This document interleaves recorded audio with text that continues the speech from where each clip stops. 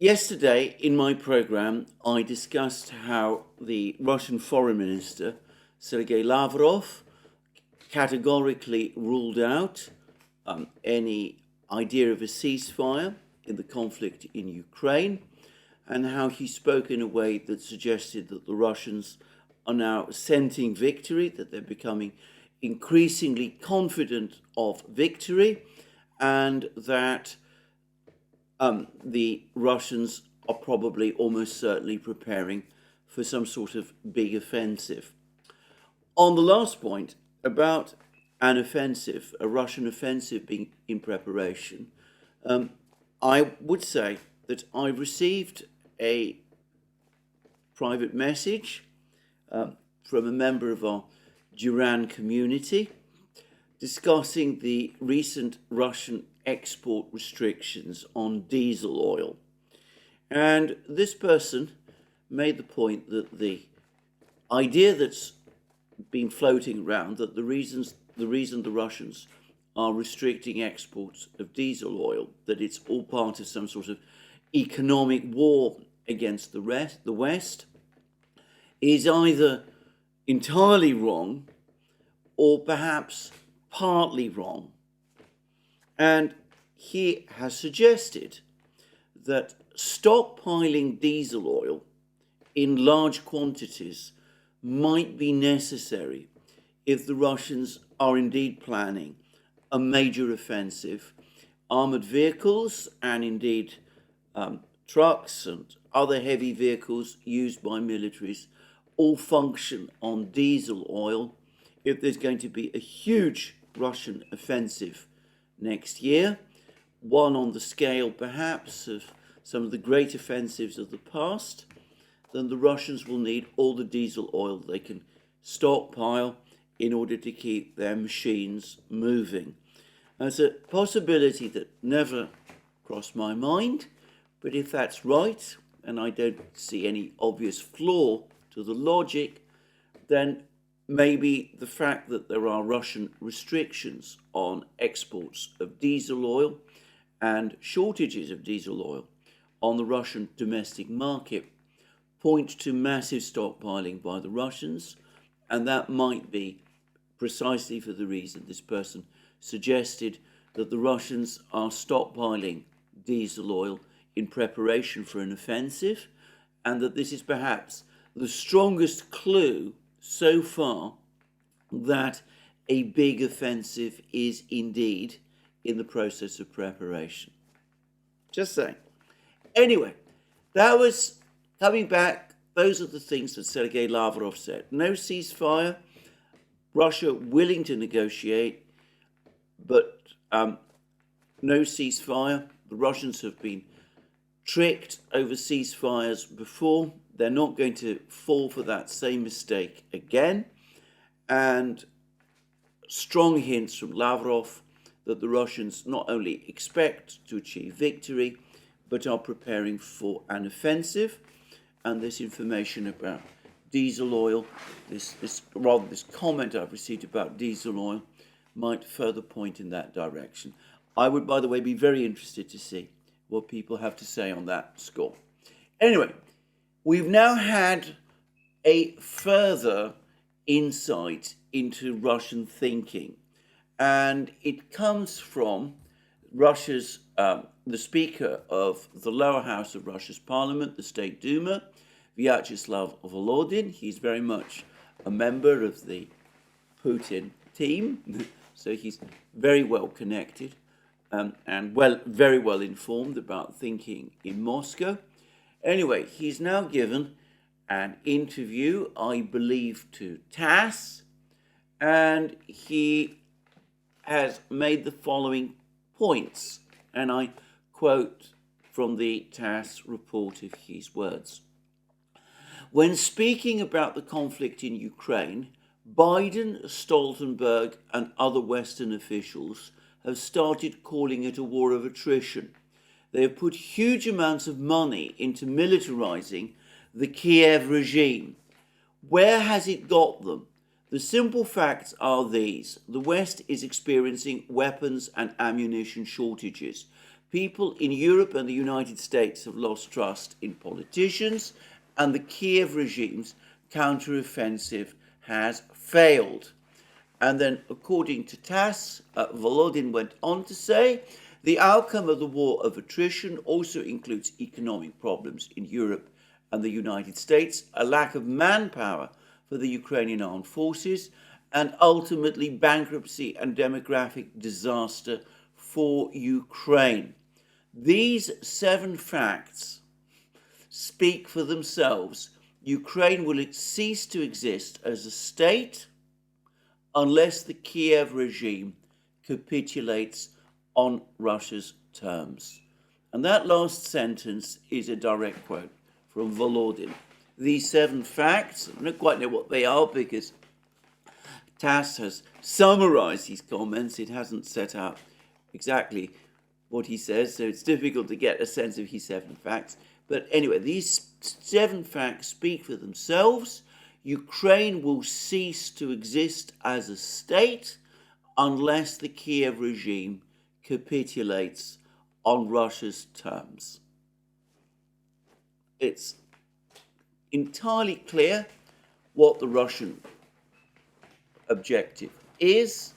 They're not interested in a ceasefire. They're not interested in a freeze. They sense that the war is turning in their favor. They are conscious, of course, about this enormous build-up that's taking place within their own country. They're working towards, undoubtedly, preparing for their own big offensive, probably, as I said, next year. Volodin has itemized the various problems the West has.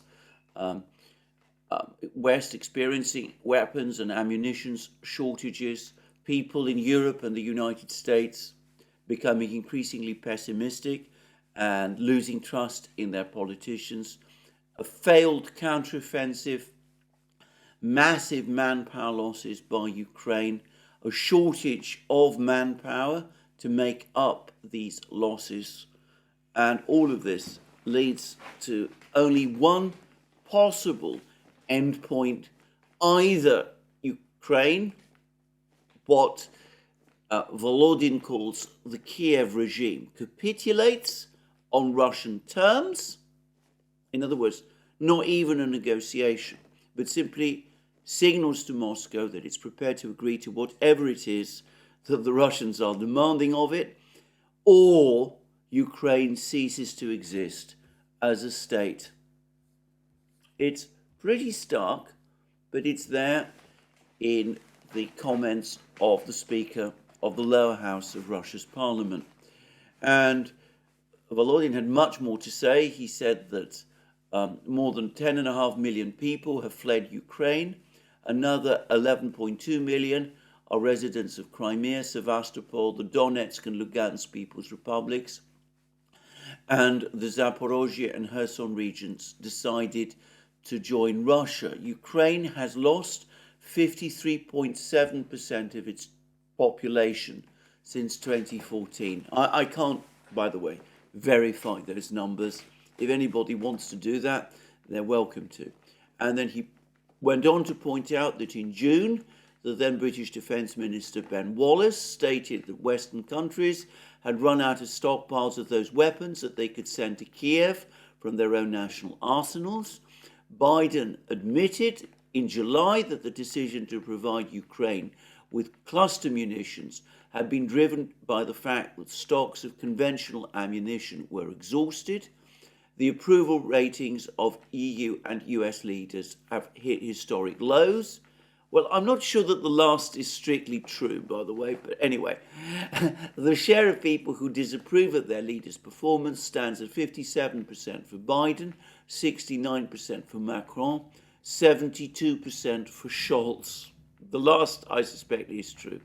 The majority of people in the United States and European countries oppose weapon supplies to Ukraine. Again, I'm not sure that's true of every Western country, but it is becoming increasingly true even of those countries where support for weapon supplies remains reasonably strong.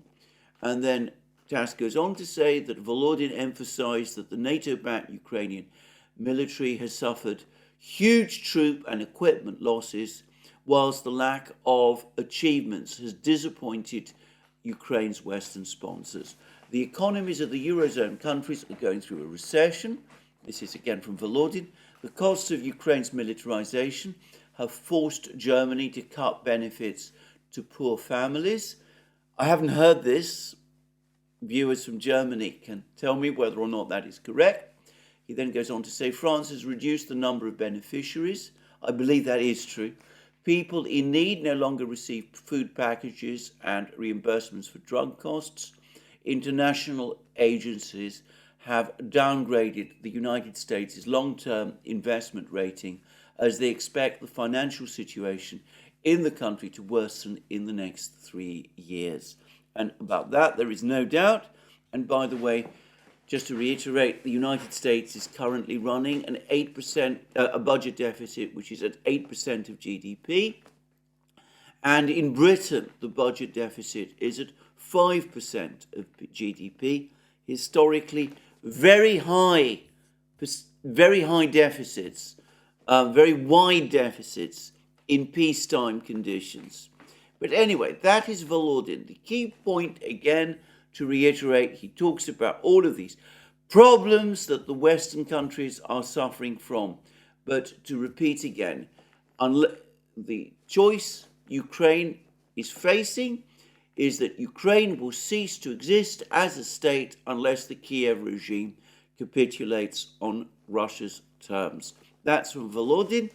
That's from the Speaker of the lower house and the more powerful house of Russia's parliament, the Duma. It could not be more straightforwardly set out and expressed than that. Now, having spoken about Volodin said, we'll come to what others are saying in the West shortly. But what is the situation on the battlefronts?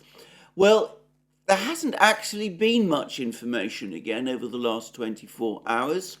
There have been reports from various sources that the Ukrainians have made more attacks in the Orekhov area, in the area of Rabotino and Zaporozhye.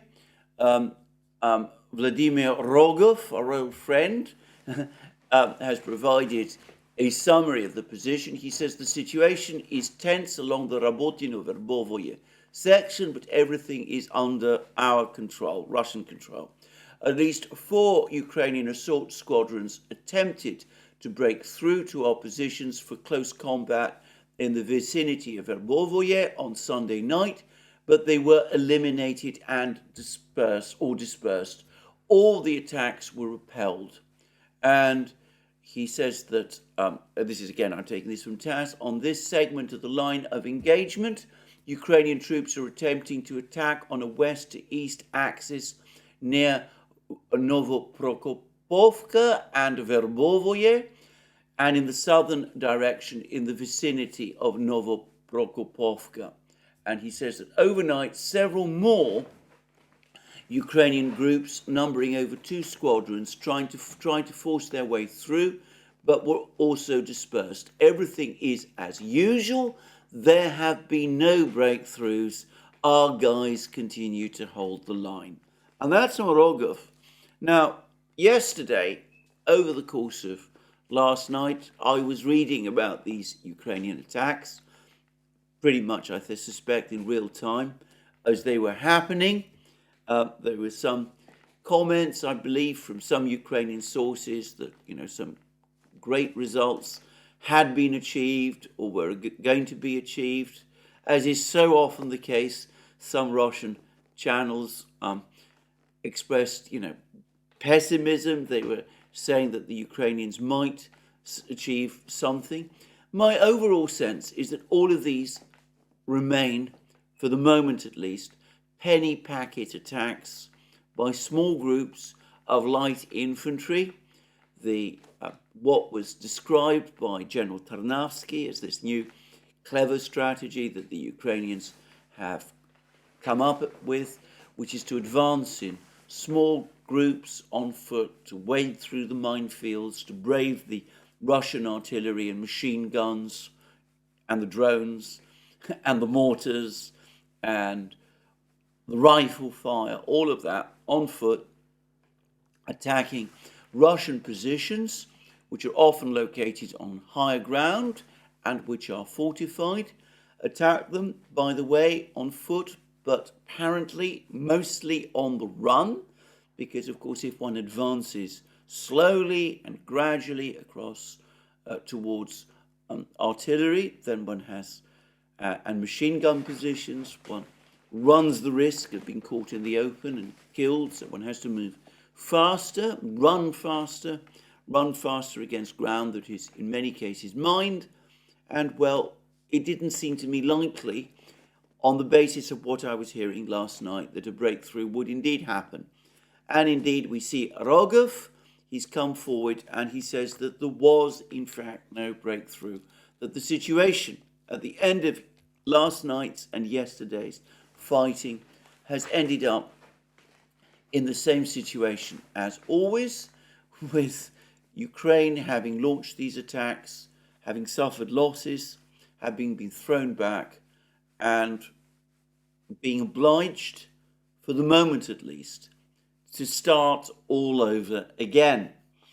And elsewhere on the front lines, things are becoming a little more tantalizing. I've discussed recently how, in recent programs, how the Ukrainians seem to have reduced their offensive work in the Vremivka salient area, the area of Staromayorsk and all those famous villages which the Ukrainians fought so bitterly over and which they've claimed to have captured. Though, as I said, the Russians dispute this in several cases, including, by the way, over Staromayorsk. But anyway, the thing there is that the fighting has reduced. The Russians have been advancing in this area, in some places apparently by more than a kilometer. This is not a Russian offensive in the Vremivka salient area. They're not seeking to recapture all the ground that Ukraine captured over the course of this offensive, which is of little significance. What the Russians are doing is that they are regaining control of positions that they need to occupy in order to strengthen their defenses and in order to reseed the minefields that they have laid. So a lot of that going on the Vremivka salient, but I assumed that the reason for the quiet in the Vremivka salient area was because Ukraine had redeployed its forces from the Vremivka salient to support the forces in the Rabotino-Verbovoye area. Balitsky and Rogov have spoken about 10,000 Ukrainian troops being sent to Orekhov to reinforce the forces there. I suggested that the Ukrainians were going to throw everything they had in a last major push towards Tokmak. Well, it seems that may not be fully true. It seems that at least part of the forces that have been withdrawn from the Vremivka salient, to be precise, 4 Marine brigades have instead been redeployed to Kherson region on the west bank of the Dnieper, around Kherson city and such places. This is 4 Marine brigades who were the spearhead of Ukraine's advances in the Vremivka salient. It was one of these brigades, for example, that was so heavily involved in the fighting in Staromayorsk. And that has led to some speculation that the Ukrainians are building up their forces on the west bank of the Dnieper in preparation for some sort of amphibious assault across the Dnieper. And of course, they've given some rather striking names to the forces that they're building up there. They've called one of them Normandy and the other Omaha, all of which do point to an amphibious landing being prepared at some point. They are, of course, intended to remind everybody of the Normandy landings that the Western Allies carried out in June 1944.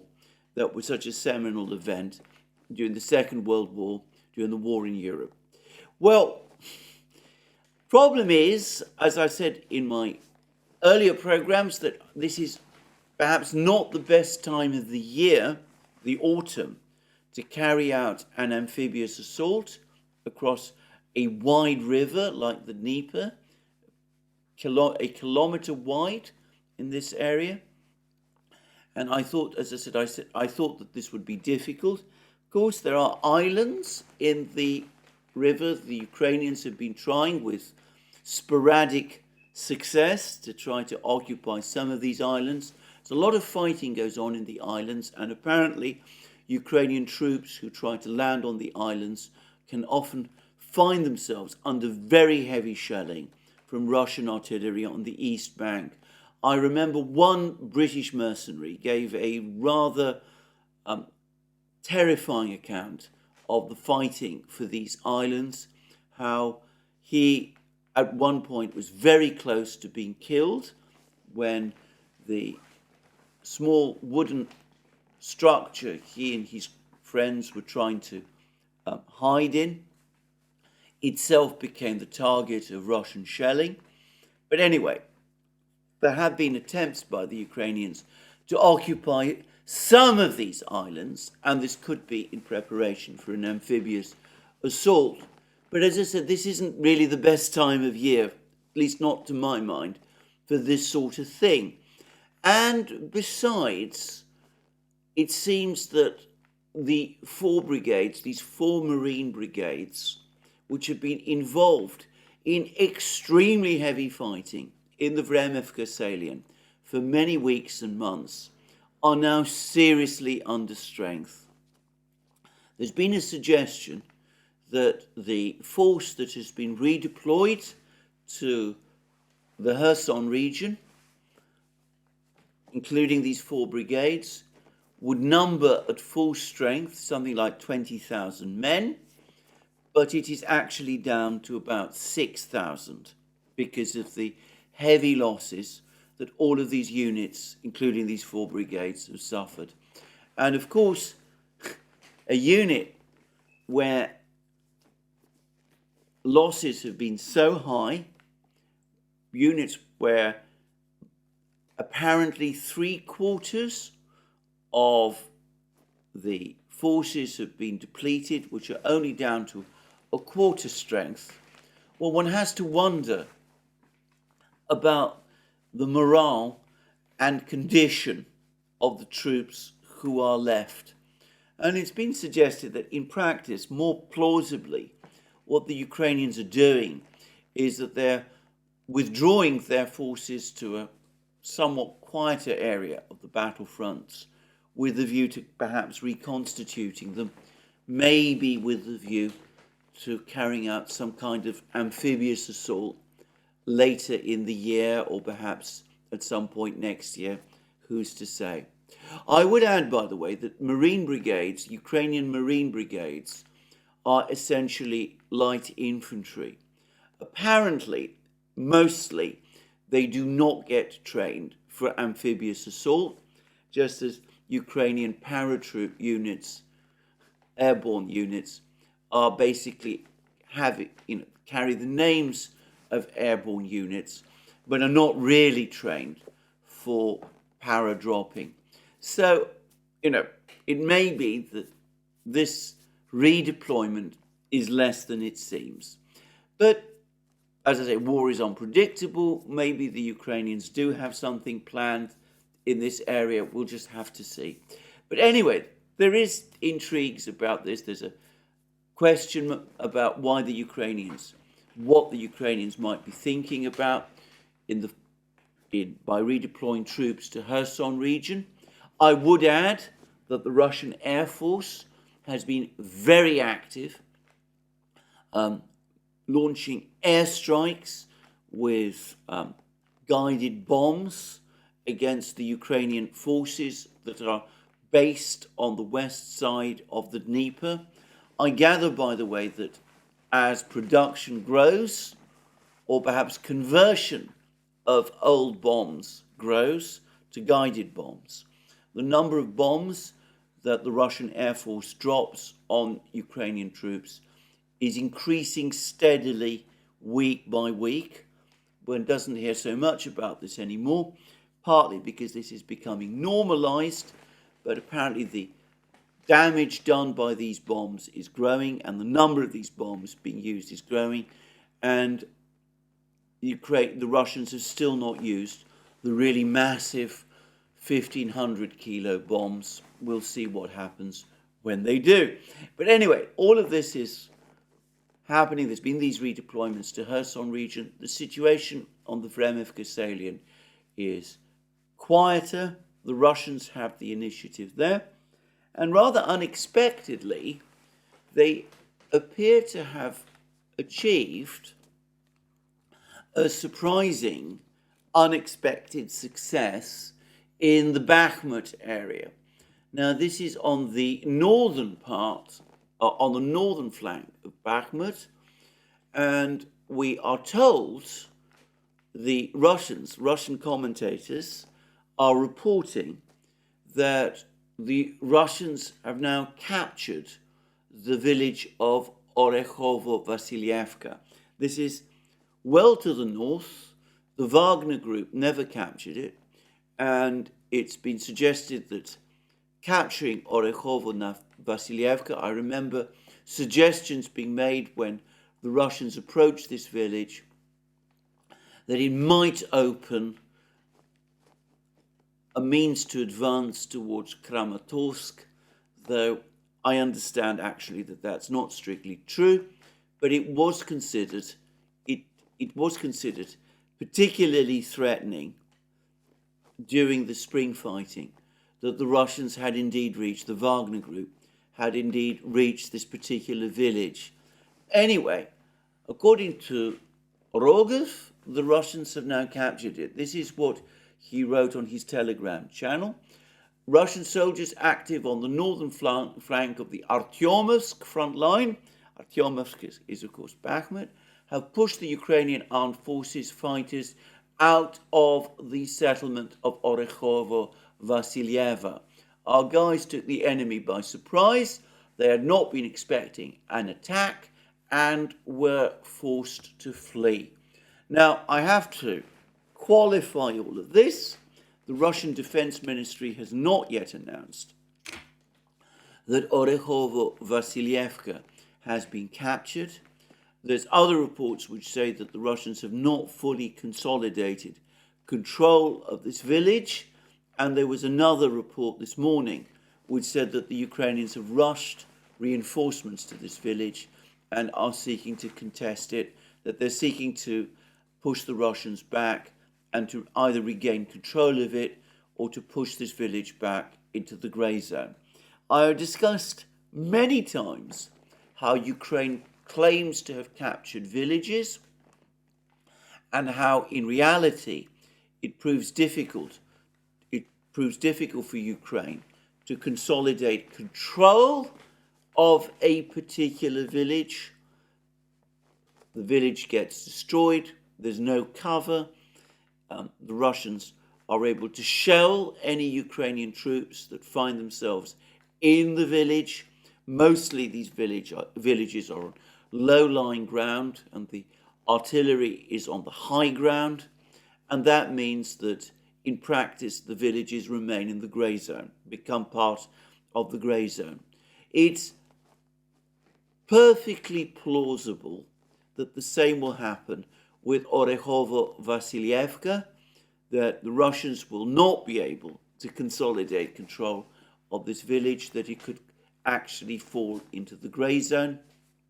And it could even be the case that Rogov is spinning an over-optimistic view of what is actually happening in that particular village.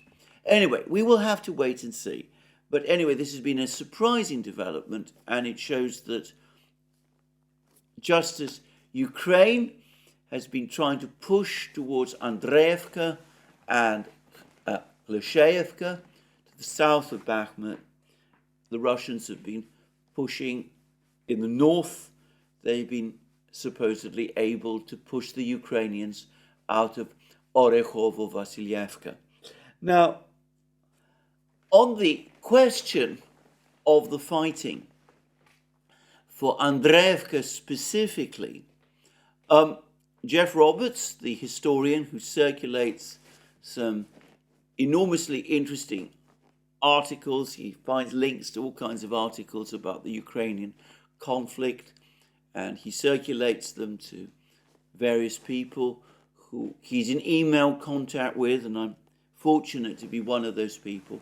Anyway, he's provided a link to a rather appalling article. I found it appalling. From AP, from Associated Press, describing the experiences of the Ukrainian unit, a Ukrainian brigade that had been sent to capture Andreevka. And the report, I have to say, this was horrifying. Again, AP put a very positive spin on the whole account, as happened, for example, over the fighting in Staromayorsk, which was the object of similar reporting. One read about intense and fierce fighting, of very heavy losses. One of the soldiers in this particular AP article spoke about the terrible losses his unit suffered as it was trying to cross wooded plantations, the extreme losses, the intensity of the fighting. And by the way, the article ends with the fighter, who clearly conceives of himself as a survivor of this particular battle. He says that basically what he now wants to do is he wants to rest. He's not really able to continue this fight any longer. Anyway, the AP article tries to put a positive spin on all of this. It speaks about how the Ukrainian forces, this particular brigade, was able eventually to capture Andreevka and unveiled their flag there, which they did do. But of course, it doesn't mention that Andreevka is this village of 70 to 80 people. It's a tiny place. Nor does it mention the fact, which has now been corroborated, verified by all sorts of sources, that in fact the Ukrainians didn't capture or weren't able to consolidate control of Andreevka. As of the time of making of this video, it seems that it remains essentially in the grey zone. So, huge expenditure of men. One of Ukraine's most experienced elite brigades, though one that was not the beneficiary, if that's the right word, of Western training, not the beneficiary of Western weapons. It uses the old Soviet kit that Ukraine inherited from the Soviet Union when the Soviet Union broke up, and which it has modernized in some places. Anyway, one of Ukraine's best units, with some of its most experienced and best soldiers. My impression was that it's been broken, essentially broken, in order to capture this small village of 70 people over which Ukraine has still not managed to consolidate control. And I'm not going to read the article, I found it distressing, but read out the article, I found it distressing. But the account it gave of the fighting was horrendous. It seemed to me as awful as anything that I read about the fighting in the First and Second World Wars. Anatol Lieven, incidentally, who has now written a further piece, this is the British commentator who is a member of the Quincy Institute and who writes interesting pieces for responsible statecraft, especially on diplomatic matters. Anyway, Anatol Lieven, who has become, as I've noticed, much more skeptical about Ukraine's war over the last few weeks as the counteroffensive has failed. He's spoken about the battles for these villages and the announced victories for control of these villages as being akin to the so-called British victories over in the First World War for villages like Passchendaele, Ypres, as some also call it, these bitterly fought battles that resulted in hundreds, thousands of people being killed. Well, in the First World War, many tens of thousands sometimes, always reported as victories in the British media and in the British official histories, achieving nothing of any consequence, except, of course, the appalling losses that was attendant upon the fighting for them. And that, it seems to me, is true of what is going on there. Now, in other places, one gets dribbles of reports, Russian advances in Marinka. I've heard that many times. No news from Avdiivka for a long, long time. Boris Rozhin says that the Ukrainians have stabilized the situation around Kupiansk, which is, in my opinion, a way of acknowledging that the Russian offensive there towards Kupiansk has been put on hold. But anyway, overall, the story remains the same. There is no sign at the moment of Ukraine achieving any kind of breakthrough. And we're now, as of today, it's the 25th of September. Ukraine has perhaps 20 more days, 30 more days before the Rasputitsa well and truly closes in.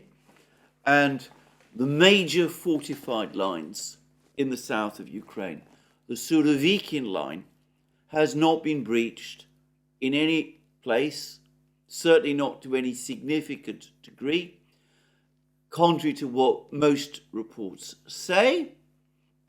And of course, in most places, the fighting continues to happen in the control zone to the north and west of it. All the fighting in Bakhmut is of that kind.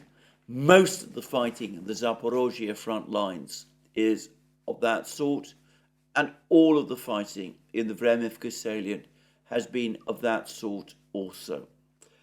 And we now hear that there's this plan to advance to Tokmak, to capture or at least reach Tokmak by the end of the year. Tokmak, incidentally, was heavily shelled by the Ukrainians over the course of yesterday. But I have to say, despite the fact that Tokmak is only 15 kilometers from the front lines, behind the front lines, it still seems to me that it's going to take a Herculean effort for the Ukrainians to reach it, and I can't realistically see them doing so before the Rasputitsa starts, if they achieve it at all. Now, about Ukraine's prospects, we've also had some information as a result of apparently a briefing on the situation in Ukraine that has been provided, a classified briefing about the situation in Ukraine that was provided to members of the US Senate. And we have some information about this from Senator Hawley, Josh Hawley. Now, Josh Hawley is very much on the populist wing of the Republican Party. Some see him, by the way, as a potential rival to Senator Mitch McConnell, who is the nominal leader of the Republicans in the Senate and very, very much the leader, as far as I can see, of the establishment Republicans in Congress. Josh Hawley has been a consistent critic of US support for Ukraine for a long time now. It's not because he's a dove in any sense. He's one of those people who says that the United States needs to scale down its investment in Ukraine so that it can come after China instead. Just saying, that's the thing to say, to keep in mind about Josh Hawley. But he came out of this briefing and, according to Zero Hedge, he made these sort of points. And I'm now taking this from an article in Zero Hedge. Senator Josh Hawley, known for his efforts to force the Biden administration to declassify information related to events in Wuhan, using my words carefully, exited a classified briefing this week on the situation in Ukraine and expressed a feeling of shock. And then there's a direct quote: "If there is some path to victory in Ukraine, I didn't hear it today. I also heard that there's going to be no end to funding requests." And then Zero Hedge goes on to say Hawley went on to indicate that Americans will be asked to spend hundreds of billions more dollars in the region with an indefinite blank check in place to protect US standing on the world stage. Zelensky asked Biden and Congress for another $24 billion during his recent visit, stating that if Ukraine doesn't get the aid, they will lose the war. The information at hand suggests that Ukraine is going to lose the war anyway. Hawley also revealed that the public is being lied to about the war footing in the region and that Ukraine is definitely not winning. This information confirms what, and this is from Zero Hedge, what many Americans already suspected, with 55% of the public now in opposition to more aid, according to recent polls. And elsewhere, by the way, I noticed in article further along in the Zero Hedge article, comparisons with Vietnam are now starting to be made. And I read another article, I can't identify at the moment which one, but it was, I think, one of the articles that Jeff Roberts also provided a link to, which now also takes the Vietnam parallel further.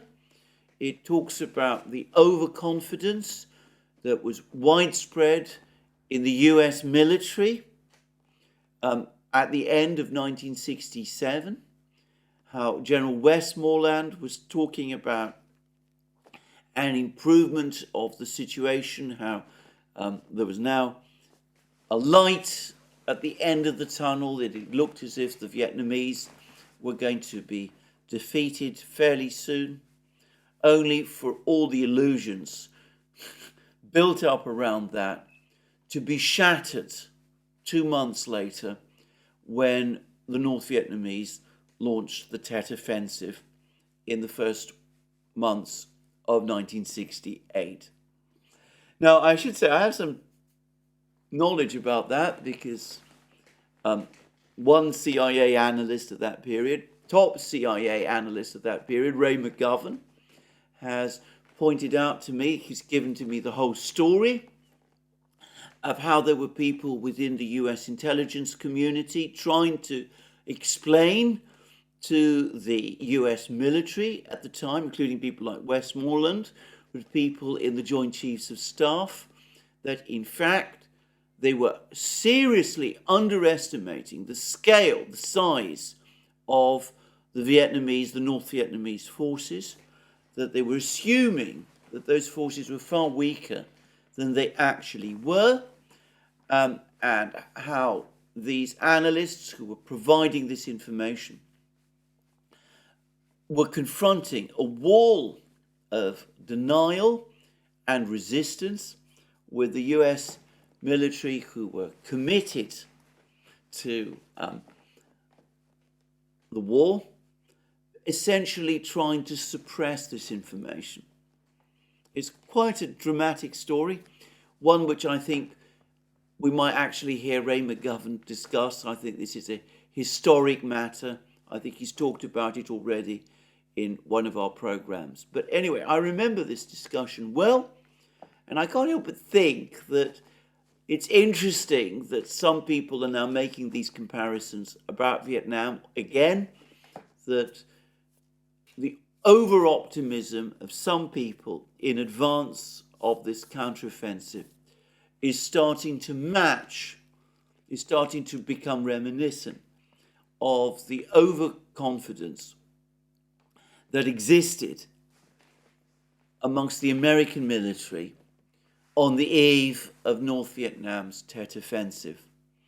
And of course, if the Russians do launch a big offensive soon, then those comparisons will become even starker. But anyway, that's one interesting fact. As I said, I've noticed that the Vietnam comparisons are now being floated, and I can't imagine that that is going to please the administration. That is a comparison which I think the Biden administration would want to avoid seeing gain traction at almost any cost. President Biden, of course, being one of those people who undoubtedly remembers the Vietnam War. Anyway, well, perhaps he does. Anyway, to move on. So we see Senator Hawley coming out of a classified meeting at the Senate, seeing no path to Ukraine victory, saying that the United States is now being asked to spend unlimited amounts of money for no other purpose than essentially to save face, to protect US standing on the world stage, that it would be a humiliation and a disaster for the United States if Ukraine were defeated. And we've seen that Volodin, the Speaker of the Duma, the Russian Speaker of the Duma, is now starting to talk increasingly in that sort of way, in the same way that Sergei Lavrov, the Russian Foreign Minister, has also been speaking. And, well, we've now also had more reports about falling morale in Ukraine. There's a good piece about this by Pepe Escobar, about the sagging morale of Ukrainian troops on the battlefields. And I mean, it's a rather stark article. He says it is now firmly established that the Ukrainian counteroffensive turned out to be the feeder of a bloody meat grinder of astonishing proportions. Let's never forget that that was the original Russian plan. General Surovikin, who was perhaps the originator of the plan, he set it out back in October. He gave an interview back in October. He said that he would create fortified lines and a big reserve, and that he would grind the Ukrainians down. And that, in essence, is what the Russians have been doing throughout the summer. And when Pepe Escobar says the feeder of a bloody meat grinder of astonishing proportions, he is, of course, right. But perhaps an even more interesting article, interesting not because it's better, by the way, but because of the source, is in Bloomberg, and it is by the British historian Neil Ferguson. Now, I should say Ferguson is an interesting man. I have strong differences with him on many of his historical perspectives. But there's no doubt, first of all, that he is well connected. He's very well connected in Washington. He's a senior fellow at the Hoover Institution at Stanford University. He's written extensively on many matters. And as I said, though I disagree with him and consider him someone with very, frankly, neocon views, forgive me for saying that, nonetheless, I've never doubted, I've never denied that he is an extremely clever man.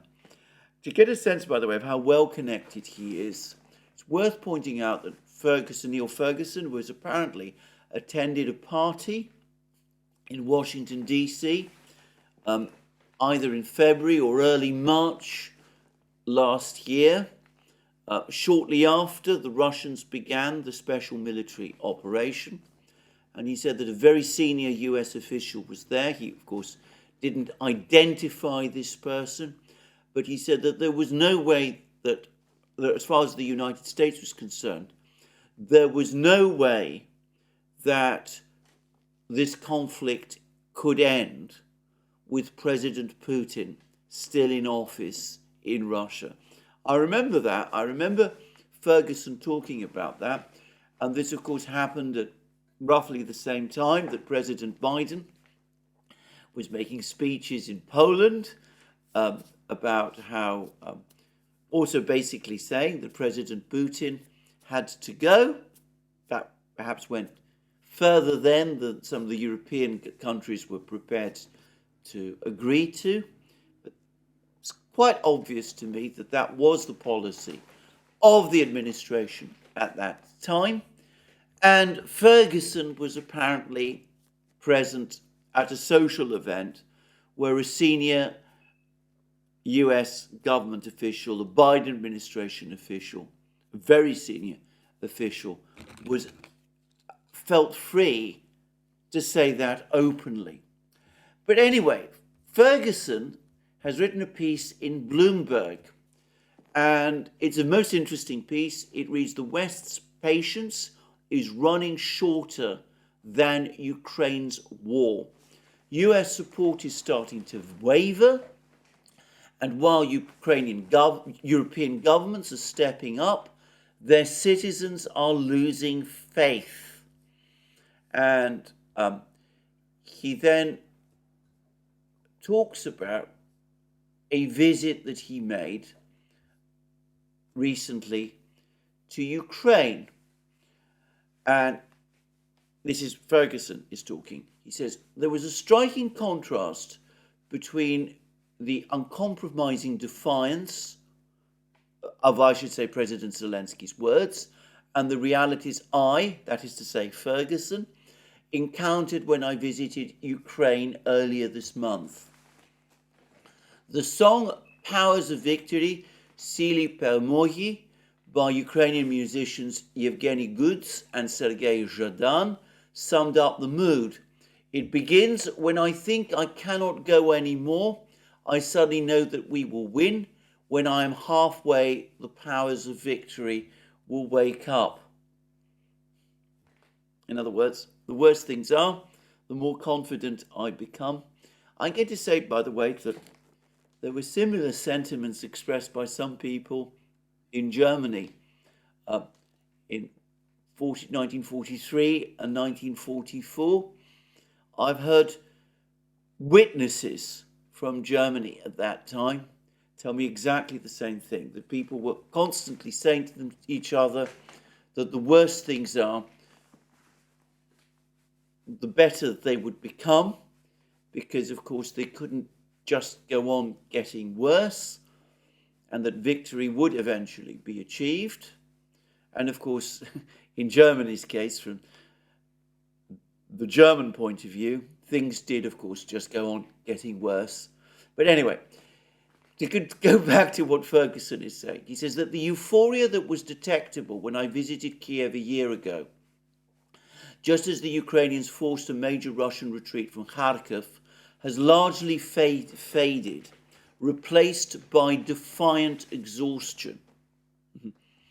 Exhaustion is, of course, the key word because, of course, one can be defiant, but, of course, it is exhaustion that takes its toll. Soldiers back from the front line are weary and they do not mind admitting it.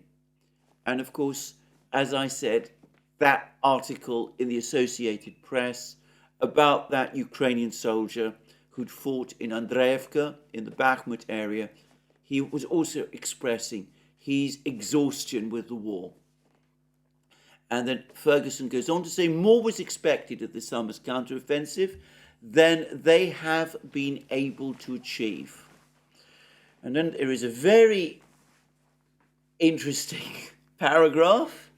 The principal problem is that relatively raw troops without air superiority have been advancing against well-fortified Russian positions. Relatively raw troops, untrained troops. I remember General Surovikin actually saying this back in October, that Ukrainian troops were inadequately trained. That was in that interview where he talked about grinding the Ukrainians down.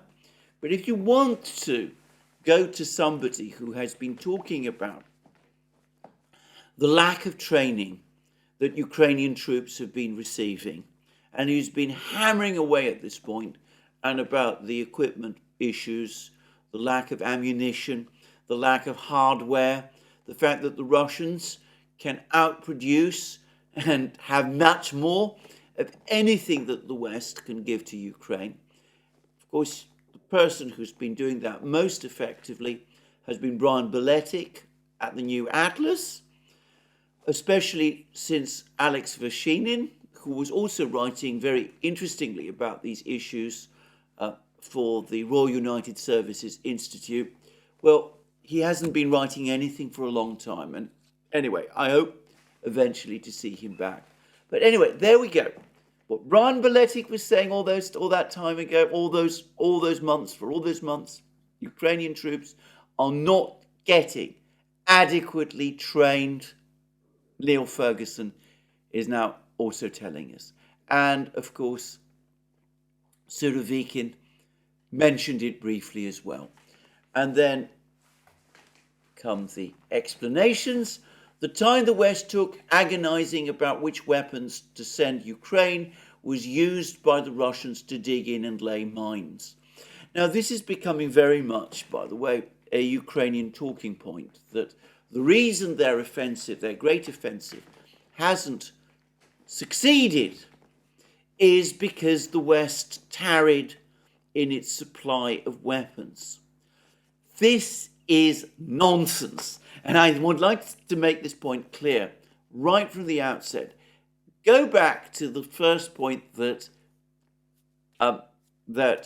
is being made here by Ferguson, that these were relatively raw troops. The reason they are relatively raw troops is because they received inadequate training. If they had been supplied with those Challenger 2s and Leopard 2s and Bradleys and Abrams tanks earlier in the war, they would have been even less trained when they tried to use them. The debacle would not have been less, it would have been greater.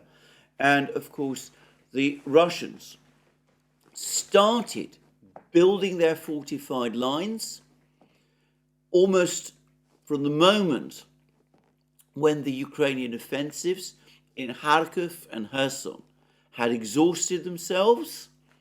The Russians started work in the autumn of last year.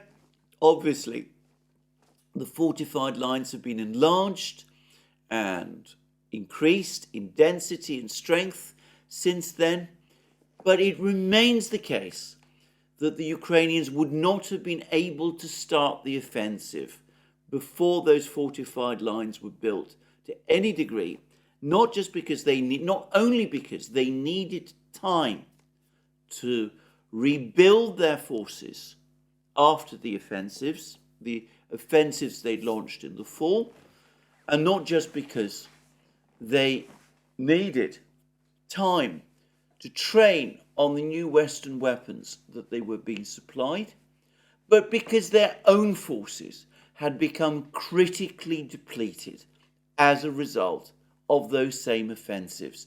The ones in Kharkiv and in Kherson meant that the Ukrainians were not ready to go on the offensive when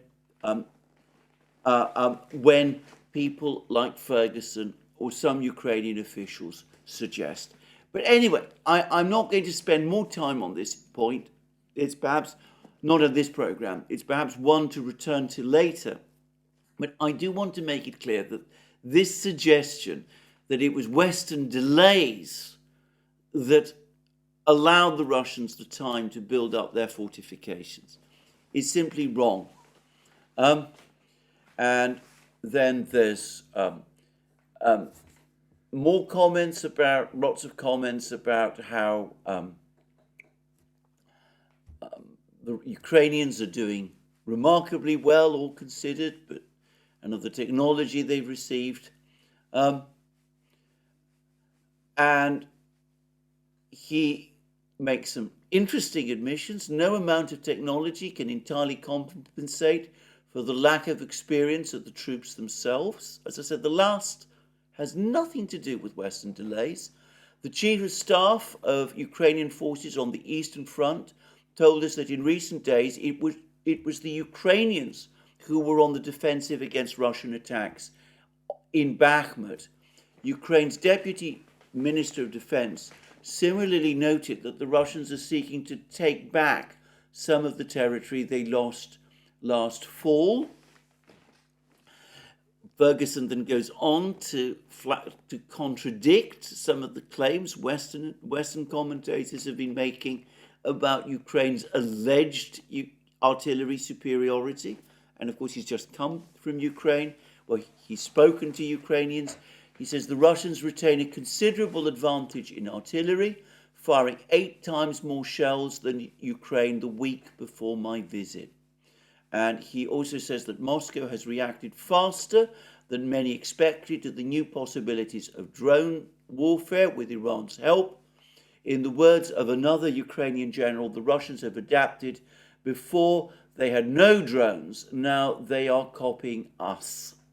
Well, the last we can again perhaps skip.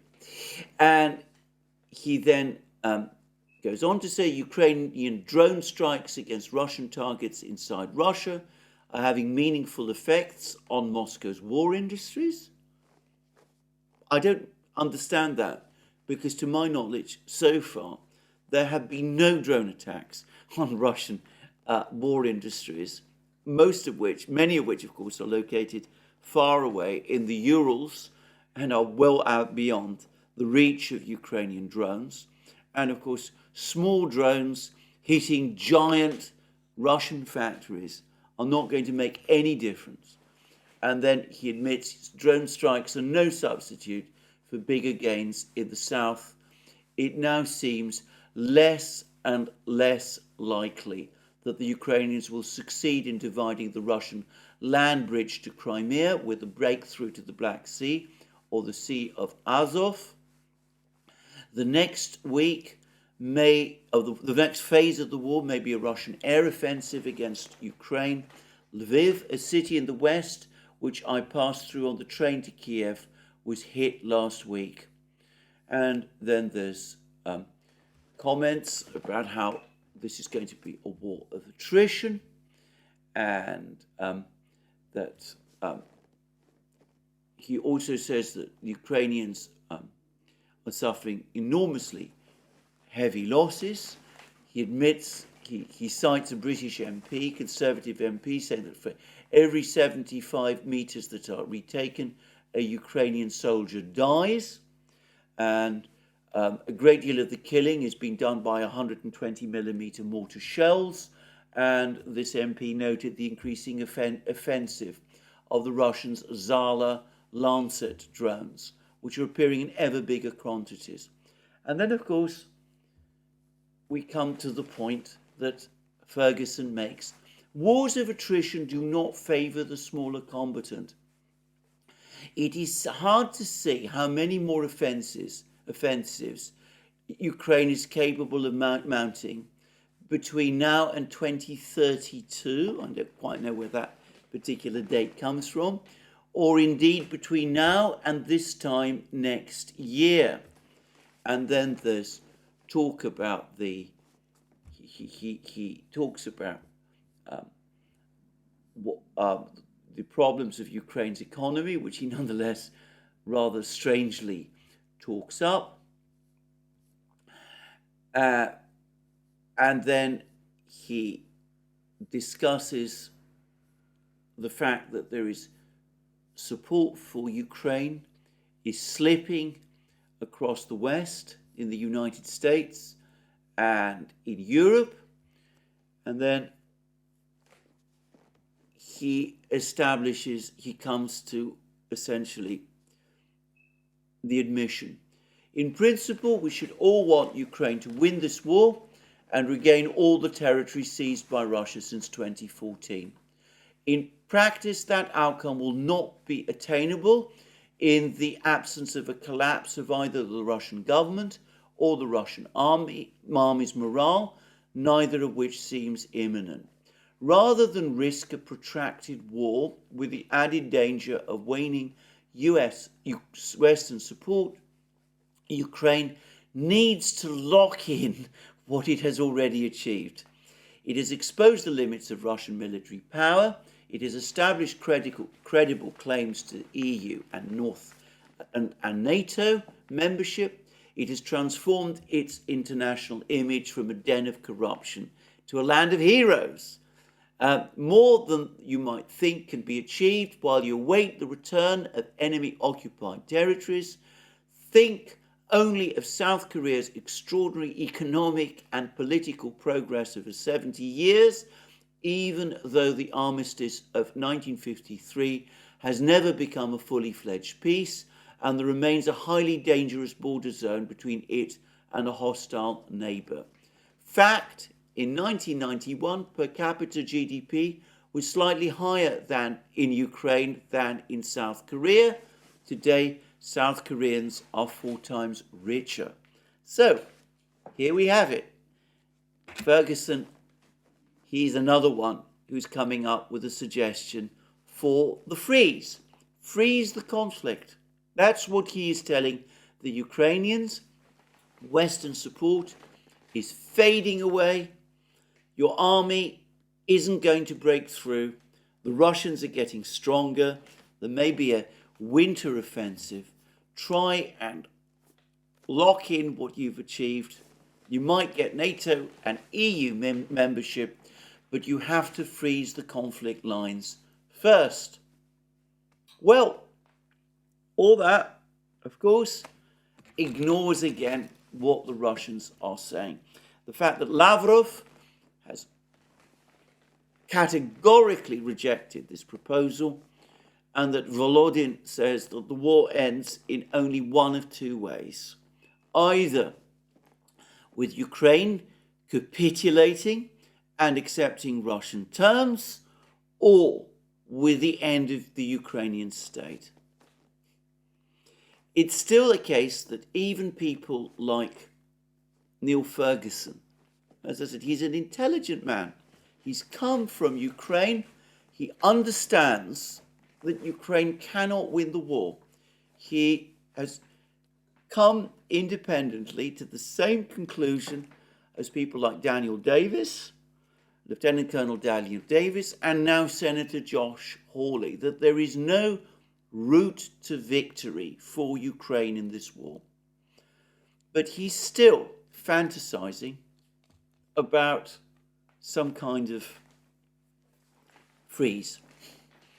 And in the meantime, we have the continued push to supply the ATACMS missiles and the Taurus missiles to Ukraine. And the word now is that one of the reasons that the United States has agreed to supply the ATACMS missiles to Ukraine is because The Germans are saying that they won't supply their Taurus missiles unless the Americans supply ATACMS missiles, just as happened with the Abrams tanks. The United States saying that it would supply Abrams tanks in order to get the Germans to supply the Leopard 2s. So it's looking like exactly the same story. But perhaps we're talking about 150 of these missiles. Perhaps eventually more. But note that other supplies of weapons to the west from Ukraine are dwindling. Artillery shells fading out. Tanks, well, currently, apart from the Abrams tanks, of which President Biden tells us that only one, that the first one is going to arrive in Ukraine perhaps next week, but there's only going to be 30 of them, 31 of them altogether. And we've seen that these tanks, these Western tanks, are as vulnerable to the Russians as any other tanks. Well, anyway, other weapons supplies are fading. It's even surface-to-missile, air missile supplies are fading. As Brian Beletic also pointed out, it is some time now since the United States announced any more Patriot missile deliveries. And of course, Patriot missiles are in extremely short supply altogether. Anyway, it is starting to look that one reason, perhaps ultimately the real reason, why these missiles, the ATACMS and the Taurus missiles, are going to be supplied, is because in all other respects, the cupboard is empty.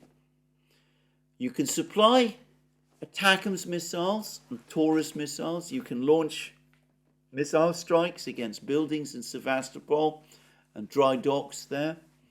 You can frighten the Russians, or hope you can. You hope that that might frighten the Russians into agreeing to a freeze.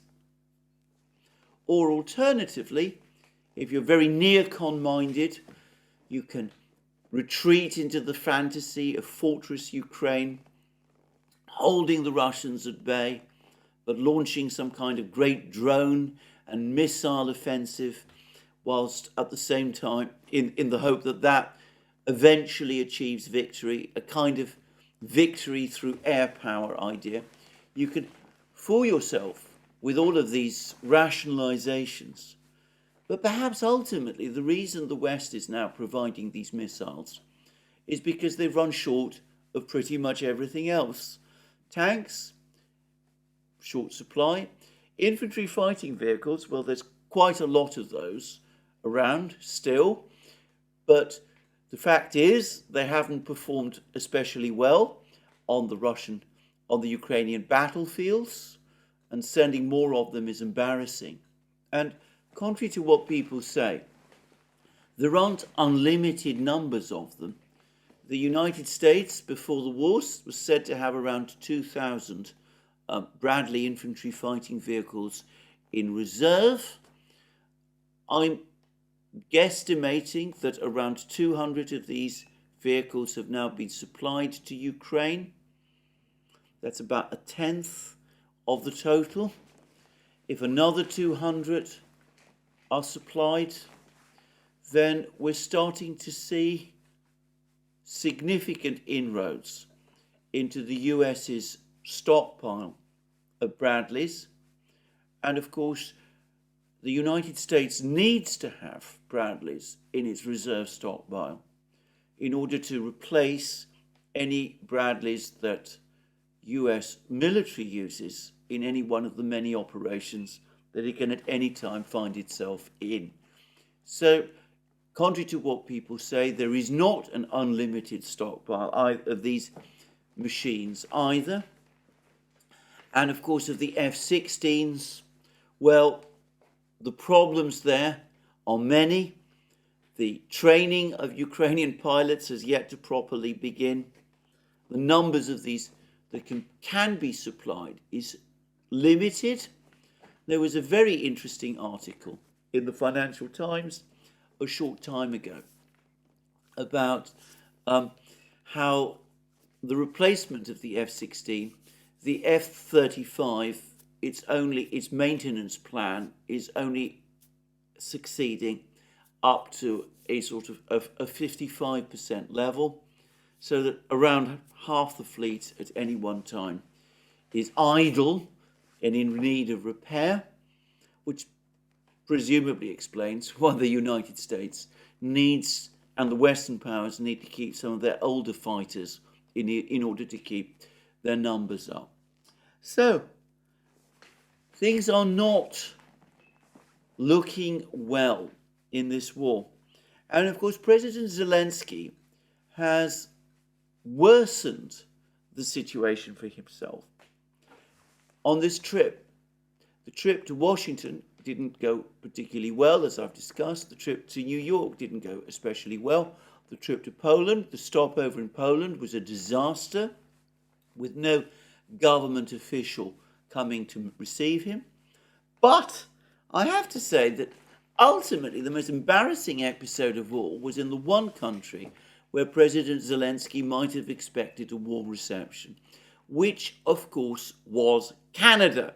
He went to Canada, he addressed the Canadian Parliament, he received a standing ovation, and of course there was there, and this, I have to say, I find it an extraordinary event.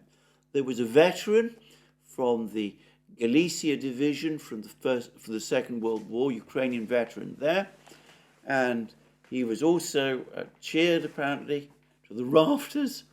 Nobody seems to have considered the antecedents of this individual or the part of the side that he was fighting on. And I gather that Israel has been extremely distressed by this event, and there's been complaints about it, as there should be, by the way. And in my opinion, the entire event has been embarrassing for Zelensky, obviously, but also ultimately for the Canadian government. And again, I'm speechless with astonishment that the government of Canada should have allowed itself to find itself in this position. But there we are. We see an accumulation of evidence. Ukraine cannot win this war. The Russians are sensing it. They're sensing victory is on the way. Volodin has just set out what I suspect is the increasingly strong thinking in Moscow. What President Putin's officials and his team and his advisors are starting to say amongst themselves. We've seen off this offensive. Our military build-up continues successfully. Therefore, the only way this war ends is either Ukraine capitulates or it ceases to exist as a state. Some time ago, the historian Jeff Roberts said that this autumn, is the last window, the last opportunity for substantive negotiations, for real negotiations to begin, to try to find a diplomatic outcome to this conflict, which might avoid a debacle in Ukraine.